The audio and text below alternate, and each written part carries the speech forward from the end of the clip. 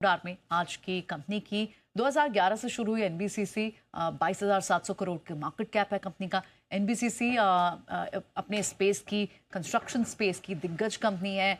सरकारी civil work engineering company के तौर पर जानी जाती है। 1960 में शुरू हुई थी और company project management consultancy, EPC, real estate development, तमाम सारे इस तरह के की डेवलपमेंट एरियाज हैं कंपनी के।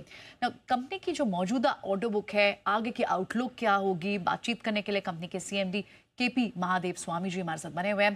बहुत बहुत स्वागत है आपका महादेव स्वामी जी। सबसे पहले हमें एक बार ये समझना है आपसे, पहला तो कि जो 25,000 करोड़ का आपने जो एमओयू डील किया है महाराष्ट्र इंफ्रा और रीडेवलपमेंट प्रोजेक्ट्स के साथ, इसकी कंप्लीशन टाइमलाइंस क्या है?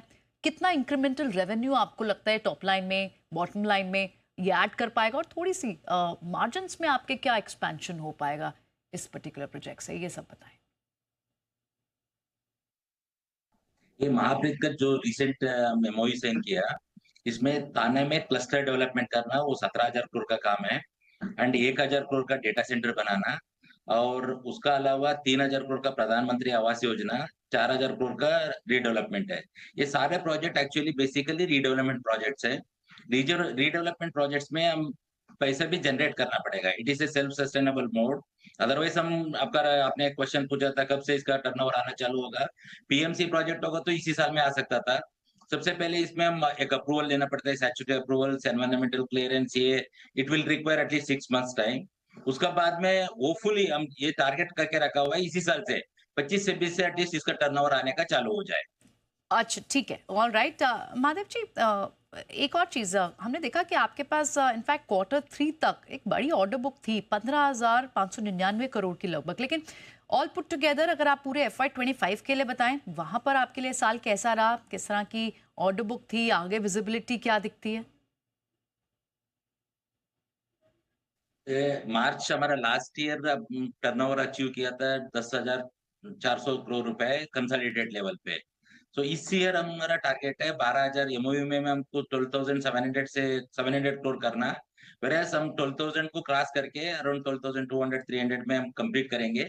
एंड हमारा प्रॉफिट मार्जिन भी बहुत इंक्रीज हो रहा है। लास्ट टाइम हमारा 400 आसपास प्रॉफिट था। अभी इस साल हमारा ऑलमोस्ट 600 करोड़ तक पैट होगा। So it will be मतलब big boost मतलब in the bottom line. Okay, all right. Mahadev ji, ये जो गाइडेंस आप दे रहे हैं हमें, जो हमने पहले भी पिक किया है कई जगहों से कि, और आपसे बात पहले भी हुई 12,000 13,000 करोड़ के रेवेन्यू की, ये गाइडेंस इस पर कुछ नया फैक्ट डालेंगे आप? क्योंकि हमने देखा कि रेवेन्यू तो उस लिहाज से आपने जो फर्स्ट 9 मंथ्स का आपका रेवेन्यू रहा है पहले 3 क्वार्टर का, उसमें लगभग 7,500 करोड़ तो अचीवेबल थे, पर क्या ये जो ओवरऑल FY25 के लिए गाइडेंस थी ये अचीवेबल है? बजट में जो बोला 3,000 मकान बनाना, अनफॉर्चुनेटली अभी तक एनबीसीसी प्रधानमंत्री आवास योजना में कंट्रीब्यूट नहीं कर पाया था। बट अभी जो महाप्रीत में हम प्रधानमंत्री आवास योजना भी 3,000 करोड़ का है। सो अभी हम एक्सपेंड कर रहे हैं हमारा बिजनेस अक्रॉस इंडिया। पहले हम बेसिकली ज्यादा काम था दिल्ली एनसीआर पे। अभी हम बॉम्बे में भी एंट्री किया हुआ, बॉम्बे में which is the largest order, मतलब 25,000 करोड़ दिल्ली छोड़ के बाहर में पहले ऑर्डर है 25,000 करोड़ का मिला हुआ है। तो प्रधानमंत्री आवास योजना सब जगह में चाहिए, सारे स्टेट को चाहिए, वहां हम एक्सपेंड करेंगे। सिमिलरली रीडेवलप भी दिल्ली एनसीआर में हमने 3 प्रोजेक्ट ऑलरेडी कर चुका है, मतलब कर रहा है। एक मोतीबाग कॉलोनी, किदवई नगर कॉलोनी, अभी हम 7 GPRA कर रहे हैं। अभी इसी मॉडल को हम सारे स्टेट गवर्नमेंट को एक्सपेंड कर रहे हैं। यहाँ गवर्नमेंट कोई पैसा इन्वेस्ट करने का जरूरत नहीं, ये सेल्फ सस्टेनेबल मोड पे है। पीपीपी का थोड़ा माइनर माइनर मॉडिफिकेशन है। पीपी में प्राइवेट वाला आके पैसा इन्वेस्ट कर रहा था, यहाँ थोड़ा सीड मनी चाहिए। जब तक हमारा सेल चालू नहीं होगा तब तक थोड़ा सीड मनी चाहिए। वंस हमारा रियल सेल चालू हो जाएगा तो वो सीड मनी बाद में हम वापस रिफंड कर सकते हैं। इसमें बेस्ट एग्जांपल है अमरापल्ली में कोई पैसा नहीं था, वहां भी हम सीड मनी इन्फ्यूज करके मतलब बैंक से लोन लिया, सॉफ्ट लोन। अभी उनका पेमेंट भी हम कर चुका है, स्वामी फंडिंग का पेमेंट करा दिया। बाकी जो कंसोरियम बैंक से लोन लिया था उसमें भी ऑलमोस्ट हम 600 करोड़ रुपीज पेमेंट कर चुका है।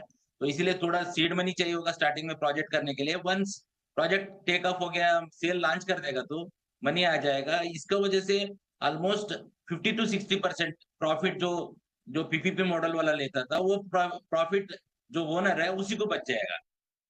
राइट, ठीक है, बिल्कुल। चलिए, बहुत बहुत शुक्रिया आज हमसे बात करने के लिए सर, और आगे की गाइडेंस भी समझाने के लिए FY25 में किस तरह की एक्सपेक्टेशन रखनी चाहिए फाइनेंशियल इसकी, उसकी भी थोड़ी सी विजिबिलिटी देने के लिए बहुत बहुत शुक्रिया आप।